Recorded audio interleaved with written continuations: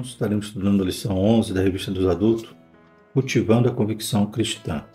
Tema trimestre a Igreja de Cristo e o Império do Mal, convivendo neste mundo dominado pelo Espírito da Babilônia, revista comentada pelo pastor Douglas Batista. Então, dando prosseguimento ao tema sobre o Espírito da Babilônia, e temos estudado nessas últimas lições a respeito da nossa renovação, da nossa maneira de se portar diante deste mundo que jaz no maligno. Glórias a Deus. E hoje a gente vai falar sobre a convicção cristã, que nós devemos cultivar, devemos estar firmes naquele em quem temos crido.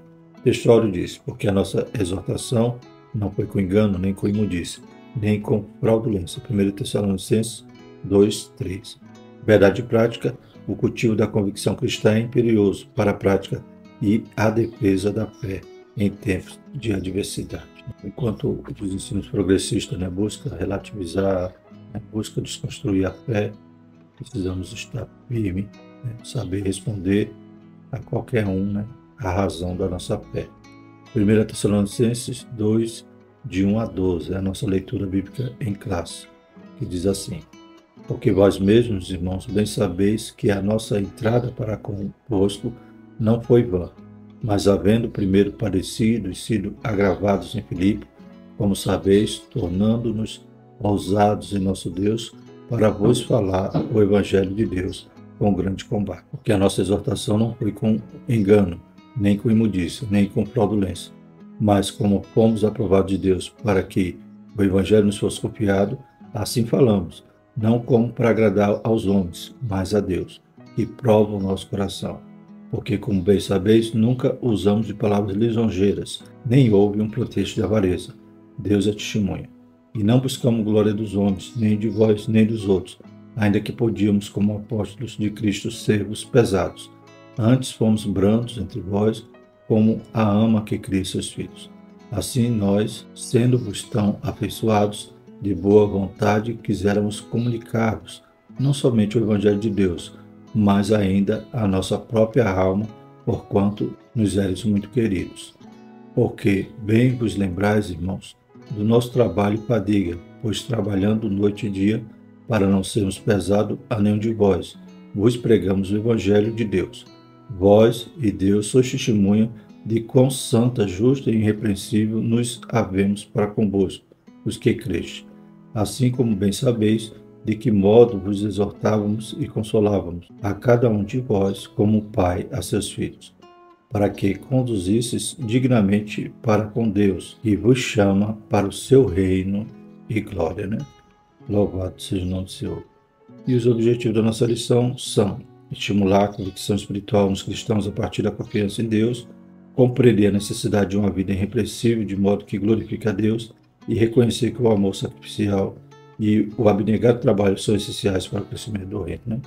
Então, Paulo tinha essas qualidades. Ele fazia tudo para a glória de Deus, como diz aqui no verso 6. E não buscamos glória dos homens, nem de vós, nem dos outros, ainda que podíamos, como apóstolo de Cristo, sermos pesados. Então, até isto, Paulo tinha esse cuidado.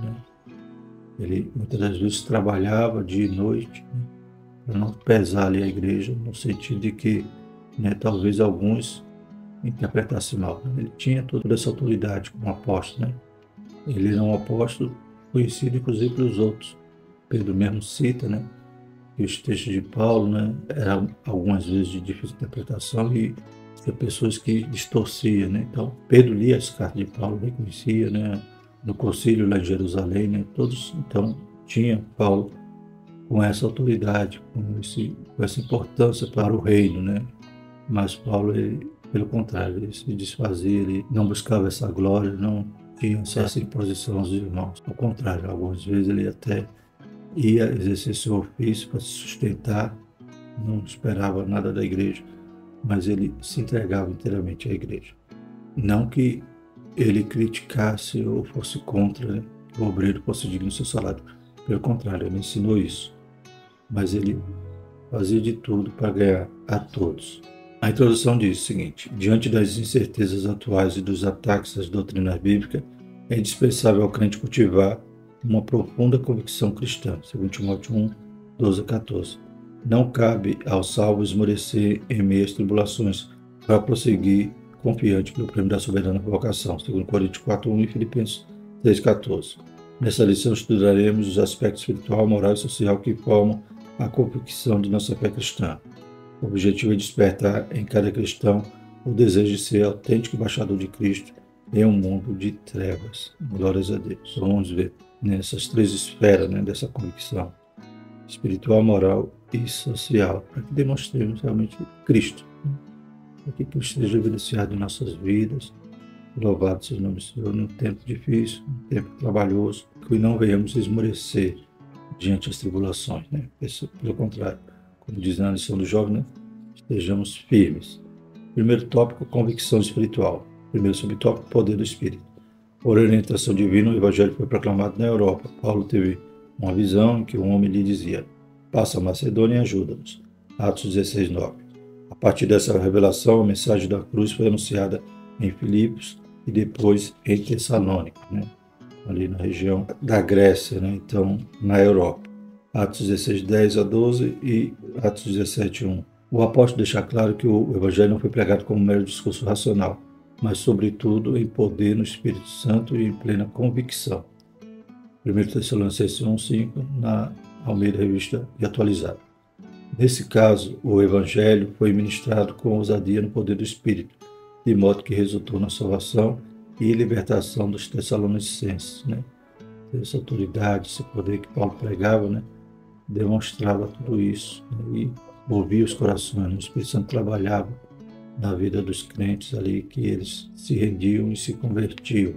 Glórias a Deus, porque não era algo intelectual, era algo poderoso, Era uma palavra que podia transformar, E Paulo pregava com toda ousadia e autoridade no poder do Espírito Santo. Assim podemos afirmar que, na ausência de convicção espiritual, a palavra de Deus é reduzida ao mero intelectualismo humano e seu resultado é ineficaz na transformação de vida, Então não adianta só conhecer a Bíblia, de Gênesis a Apocalipse, não adianta dominar regras de hermenêutica, de exegese, ter uma capacidade de oratória intelectual, se não houver poder de Deus, se não houver unção e graça na vida daquele que vai pregar, para que a palavra não seja reduzida, mas pelo contrário.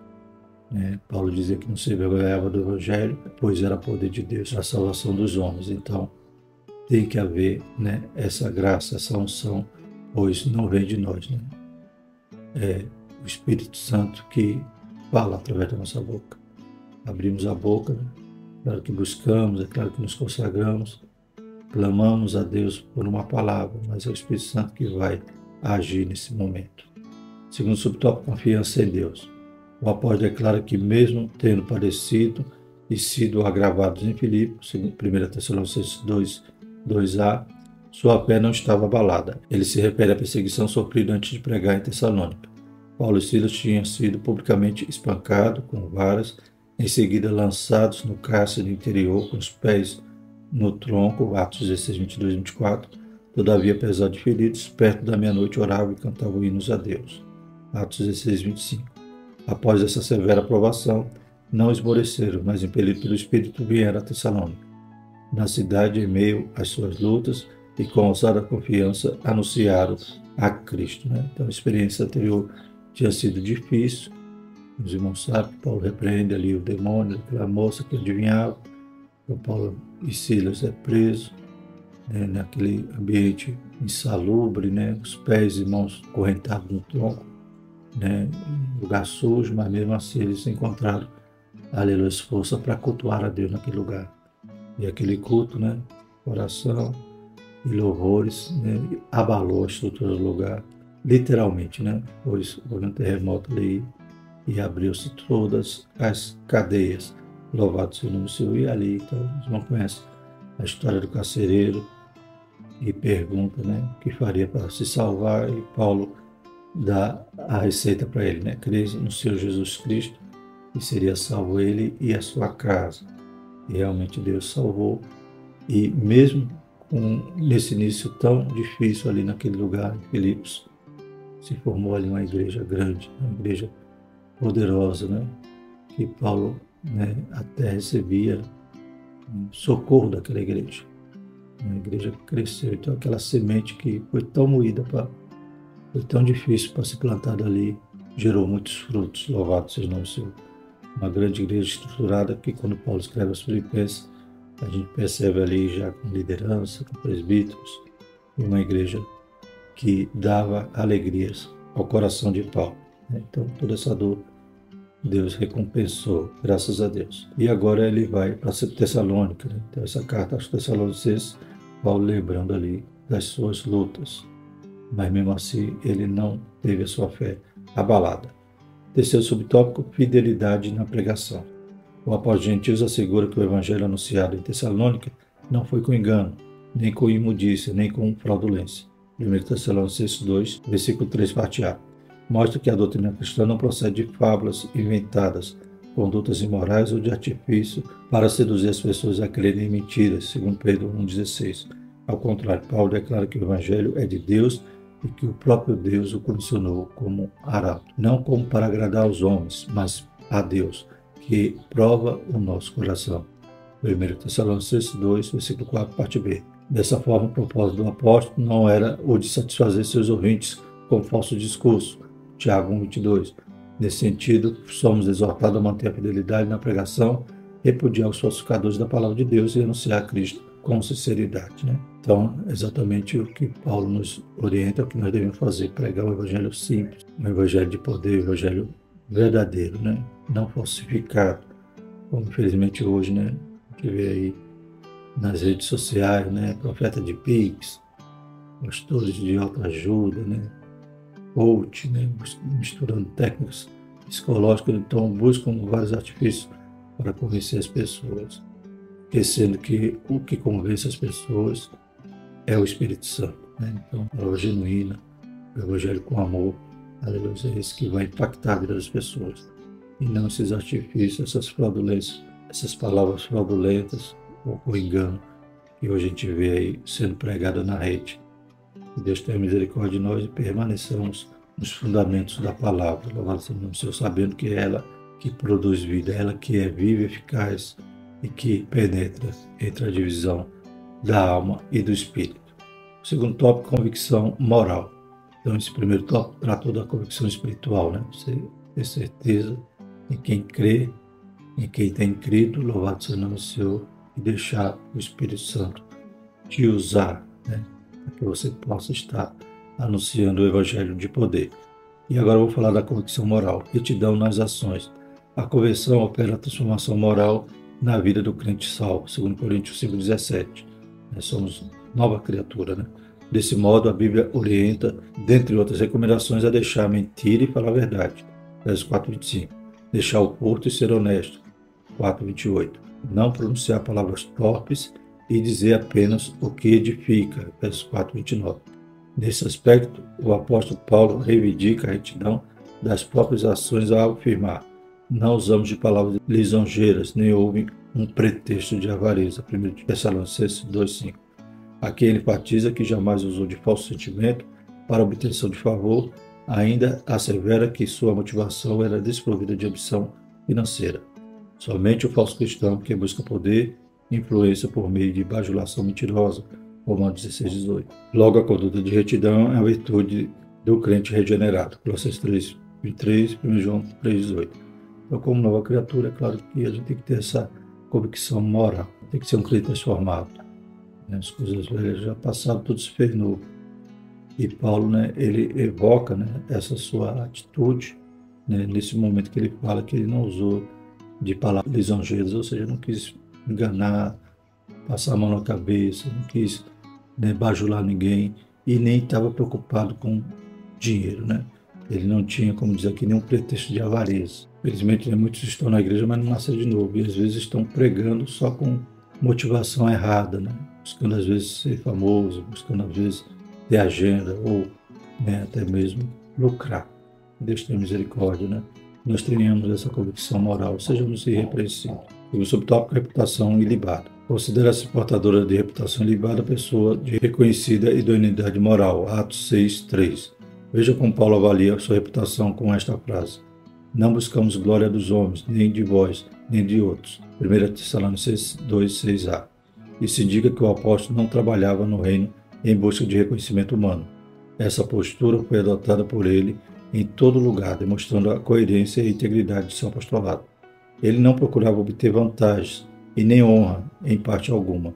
1 Tessalonicenses 2, 5 e 6. Aos Coríntios escreveu que o crente deve gloriar-se no Senhor e não em si próprio. Está lá em 1 Coríntios 1, 29 a 31. A conclusão é clara. Os que aspiram fama e prestígio caem em tentação e maculam o Evangelho. Nosso viver deve glorificar a Deus. A Ele seja a glória na igreja e em Cristo Jesus para sempre, né? Glórias a Deus. Então a gente vê esse sacrifício que Paulo fazia, como já falamos, né? Às vezes ele não queria nem ser pesado. Claro que quando tinha uma igreja que reconhecia, entendia e queria, né, ajudar Paulo a cooperar com o ministério de Paulo, né, Paulo recebia, como ele recebeu, né, ajuda ali dos filipenses. Mas em determinadas situações ele ia trabalhar para não ser pesado para a igreja, né? Então, fazia assim, assim que era a forma dele agir. Então ele realmente não tinha nada que lhe acusasse. Pelo contrário, né, ele se doava, ele se gastava ali pela obra, por amor. Então tinha essa convicção moral que ninguém podia desfazer. E o terceiro subtópico, vida irrepreensível. O adjetivo irrepreensível denota uma conduta que não pode ser censurada, versículo 27. Nesse contexto, o apóstolo invoca a Deus e a igreja em Tessalônica como testemunha de sua postura santa, justa e irrepreensível. 1 Tessalonicenses 2,10. Essas designações implicam obediência nas questões morais, atitude de retidão exemplar e conduta sem motivo algum de reprovação. 1 Coríntios 9, 16 a 23. Denota o padrão de comportamento para com Deus, para com os homens e para consigo mesmo. Ciente da influência que sua vida exercia sobre os fiéis, o apóstolo diz: para vos dar em nós mesmos exemplo para nos imitardes. Assim, o grau de comprometimento adotado pelo crente com os valores do reino é o reflexo do nível de sua comunhão com Deus, né? Ele era irrepreensível em relação a Deus, em relação aos homens e a si mesmo. Normalmente, né, quando queremos andar, né, em retidão, a gente é nosso primeiro crítico, né? E nós mesmos avaliamos nossas ações e até nos envergonhamos de alguma coisa que possa ser apontado, né? Possa sofrer alguma crítica ou repreensão. Então nós mesmos cuidamos disso, zelamos por isso, queremos estar, aleluia, irrepreensíveis diante de Deus, por isso pedimos perdão em nossas falhas. Estamos todo o tempo querendo lavar nossas vestes no sangue do Cordeiro e também desejamos que as pessoas olhem para nós e nos vejam como exemplo e não, né, como alvo de crítica, como alguém que possa até escandalizar o Evangelho. Que Deus tenha misericórdia de nós. Terceiro tópico, convicção social, né? Convicção espiritual, convicção moral e agora convicção social. Primeiro subtópico, bem-estar comum. O bem-estar comum alcança o homem em suas necessidades físicas e espirituais.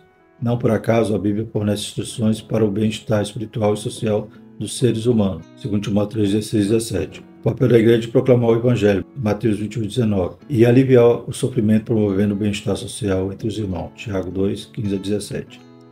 Abacuque registra que problemas sociais de sua época resultavam do pecado, tais como inversão de valores, violência e injustiça, Abacuque 1, de 1 a 4.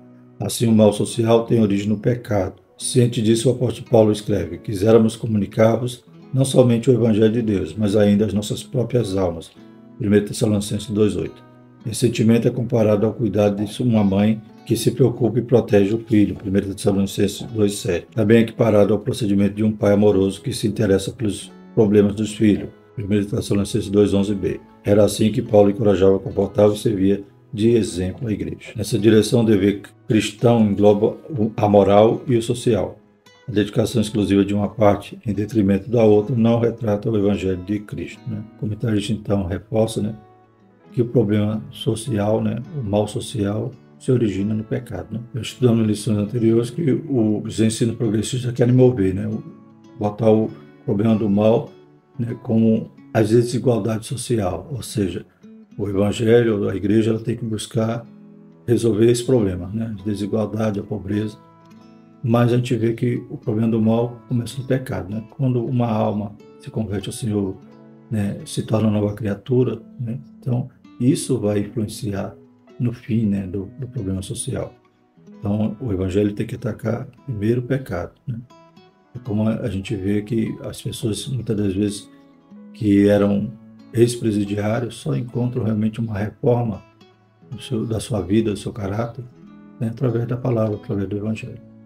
Ela está lá num ambiente chamado reformador penal, né, que visa, né, consertar ali aquele mal, mas só Jesus pode resolver esse mal. A gente vê muitos desses presidiários que hoje são pais de família, né, são pessoas que estão produzindo na sociedade, são ministros do Evangelho. Por quê? Porque encontraram a solução para o seu problema, que era o pecado, e a solução que era Jesus. Louvado seja o nome do Senhor. Então a igreja ela tem que agir nas duas áreas, social e espiritual, né? Mas primeiramente espiritual. Paulo queria se entregar, queria ajudar, queria realmente cuidar dos seus filhos ali como um pai, né? Louvado seja o nome do Senhor. E Tiago nos exorta, né? Eu não posso também chegar e despedir meu irmão passando necessidade só com uma oração, né? Eu tenho que cuidar das duas áreas. Mas lembrando que o problema social nasce no pecado, né? Só Jesus pode libertar uma prostituta, né? Só Jesus pode libertar, né, um ladrão, um corrupto, um ex-presidiário, né? Só Jesus pode transformar e essa vida, então, em vez de necessitar de paliativos, ela se torna remédio para as outras vidas através do poder de Jesus. Glórias a Deus. E segundo subtópico, dedicação altruísta. O apóstolo se dedicou no profundo altruísmo na propagação do Evangelho. Apesar do direito inerente do seu apostolado, ele decidiu nada receber, ainda que podíamos, como apóstolo de Cristo, ser-vos pesado. 1 Tessalonicenses 2,6b. Assim sendo, para prover o necessário sustento, o apóstolo valeu-se de seu ofício de fabricante de tendas, está lá em Atos 16,3. Acerca disso, recordava aos irmãos do seu trabalho e fadiga, pois trabalhando noite e dia, para não sermos pesados a nenhum de vós. 1 Tessalonicenses 2,9. Para não se tornar um fardo para a igreja, ele se desgastou numa atividade laboral extenuante.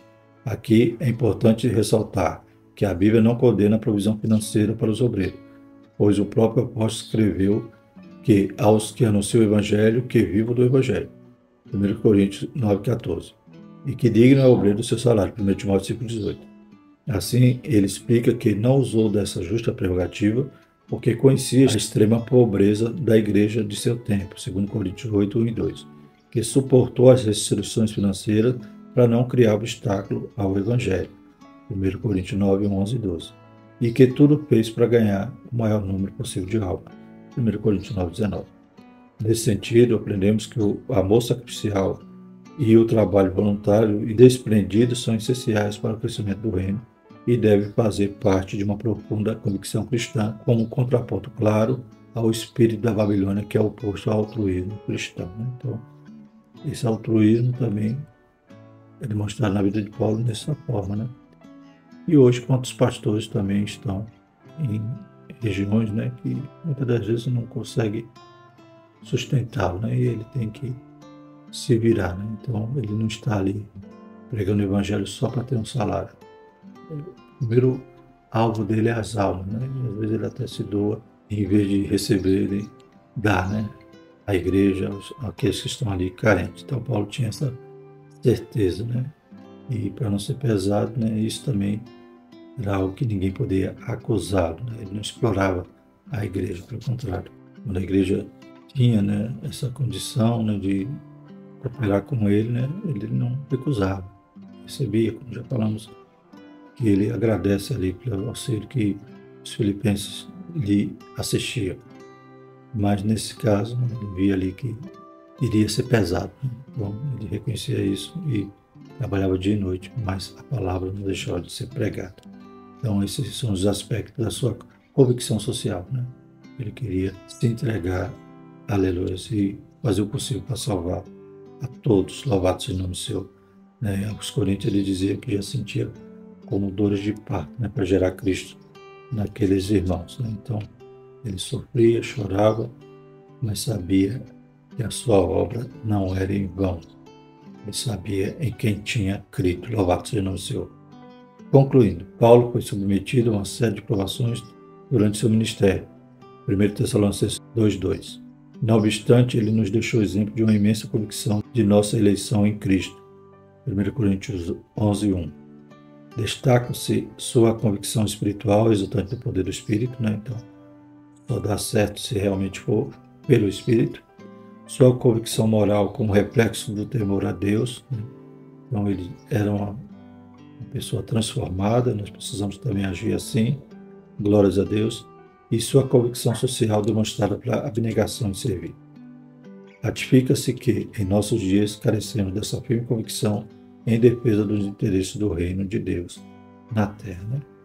Não devemos ser pedra de tropeço, nem motivo de escândalo. Pelo contrário, o Evangelho já sofre tanto por ataque externo que nós não sejamos também, né, essa pedra de tropeço ou escandalizemos o Evangelho, mas pelo contrário, sejamos imitadores de Paulo, como ele era de Cristo. Glórias a Deus. E a próxima lição, sendo a igreja do Deus vivo. Vamos agradecer ao Senhor. Maravilhoso eterno Deus. Pai, mais uma vez te louvamos por essa lição abençoada. Pai, que nós possamos também viver o Evangelho como Paulo vivia, Senhor. Tendo esse amor altruísta, Pai, se entregando pela obra, fazendo a tua vontade, sabendo que a recompensa, Pai, aleluia, nos aguarda. Aleluia, porque o Senhor é fiel. Bendito é o seu nome, Senhor. Nos enche da tua graça, do teu poder, nos renova cada dia, nos transforma e nos dê esse amor pelas vidas. Em nome de Jesus nós te agradecemos. Amém. Que a graça do nosso Senhor Jesus Cristo, o amor de Deus e a comunhão do Espírito Santo permaneça sobre nós hoje e sempre. Amém.